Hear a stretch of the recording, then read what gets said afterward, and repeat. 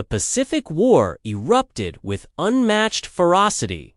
At the dawn of this conflict, Japan stood as a towering military force, feared and respected by nations across the globe. With an empire fueled by discipline, sacrifice, and unwavering loyalty to the emperor, the Imperial Japanese Navy embarked on a campaign that shocked the world. The attack on Pearl Harbor on December 7, 1941, was a bold strike that crippled the U.S. Pacific Fleet. Battleships lay in ruins. Aircraft were destroyed, and thousands of American lives were lost.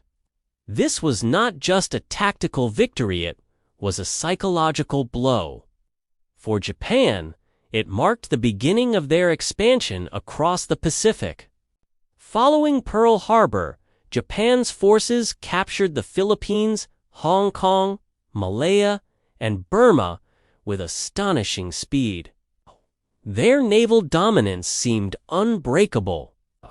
The Mitsubishi A6M0, a fighter unmatched in maneuverability and range, ruled the skies.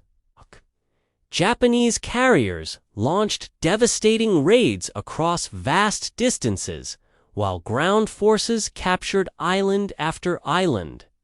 Japan believed it had secured control of the Pacific. But while their confidence soared, they failed to recognize the storm brewing on the other side of the ocean. The United States, wounded but not broken, was awakening its vast industrial power. American factories roared to life, producing warships, tanks, and aircraft in staggering numbers. While Japan relied on its existing fleet and limited shipbuilding capacity, the United States built carriers, destroyers, and submarines at a pace never seen before. Massive shipyards worked day and night, launching new vessels faster than Japan could sink them. This industrial surge was matched with strategic evolution.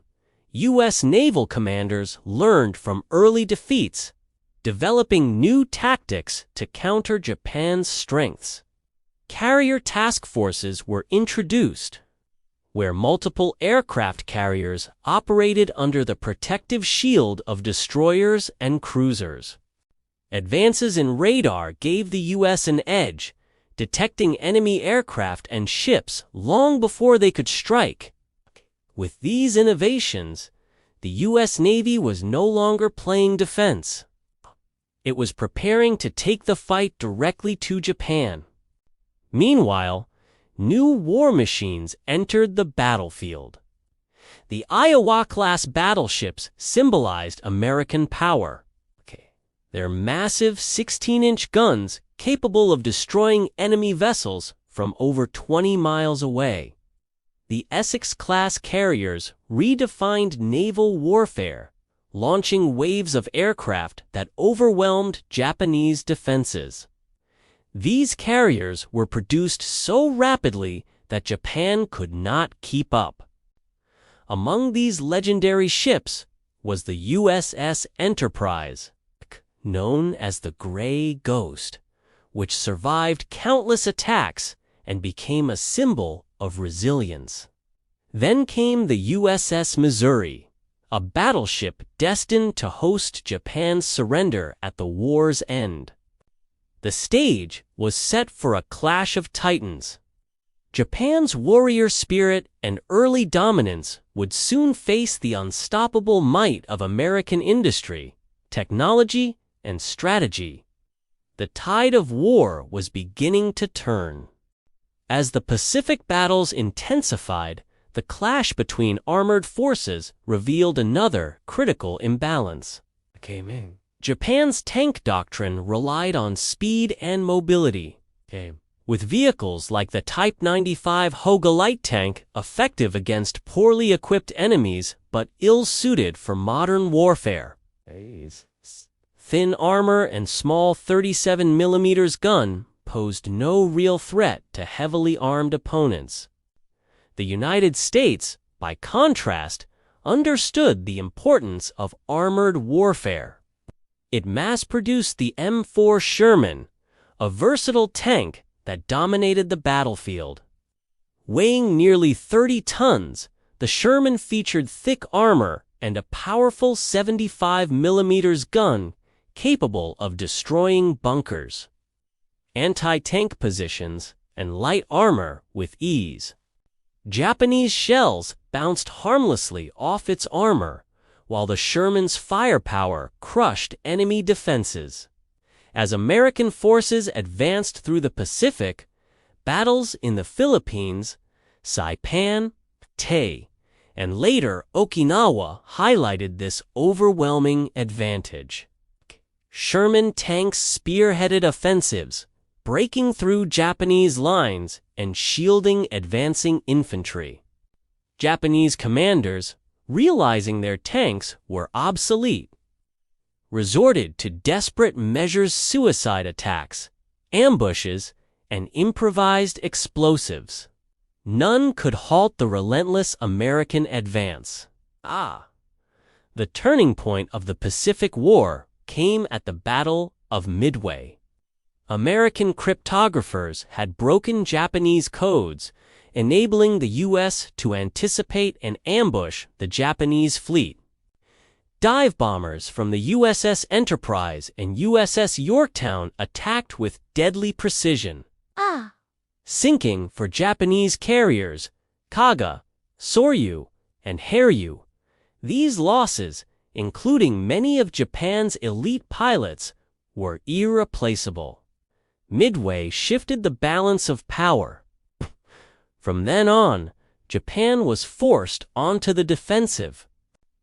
The Battle of the Philippine Sea, later called the Great Marianas Turkey Shoot, further exposed Japan's vulnerability.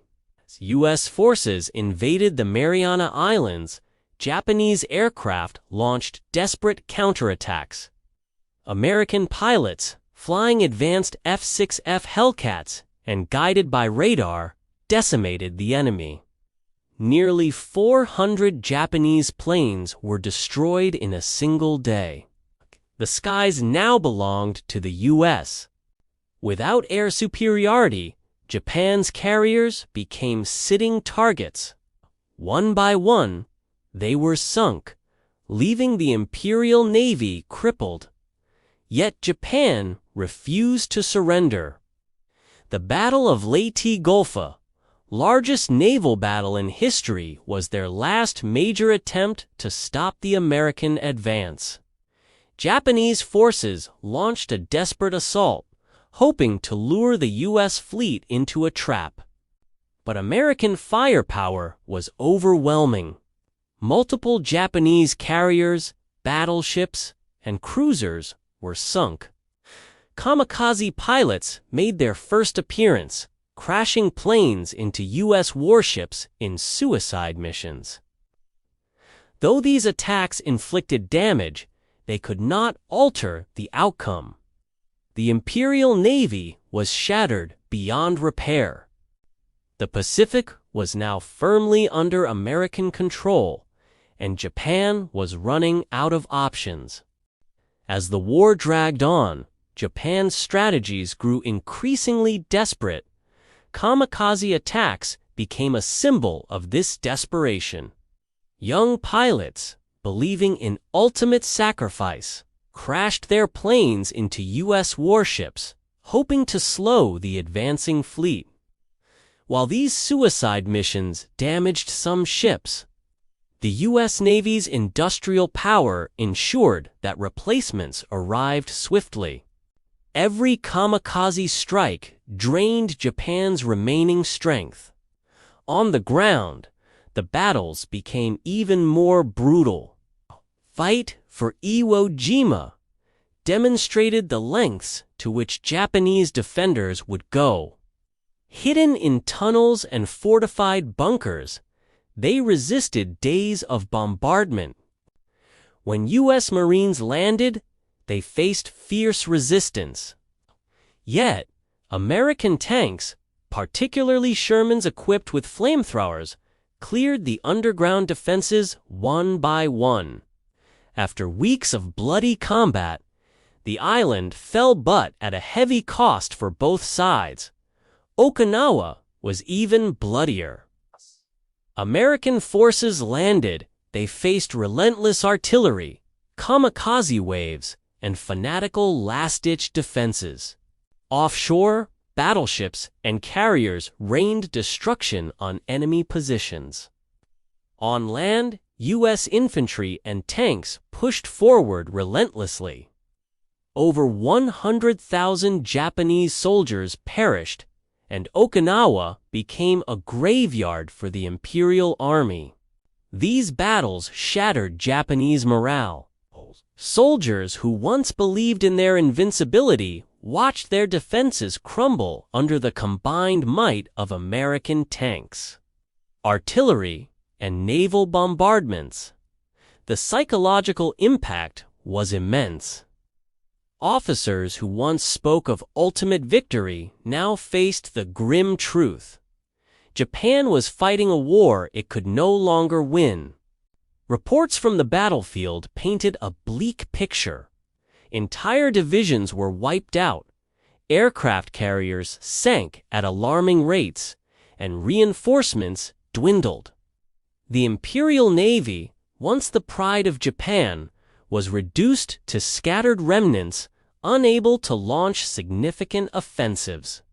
American forces closed in on the Japanese mainland. The overwhelming power of U.S. warships, tanks, and aircraft left Japan with no viable path to victory. For the Japanese High Command, the war had become a desperate fight for survival. By mid-1945, Japan's military machine was in ruins.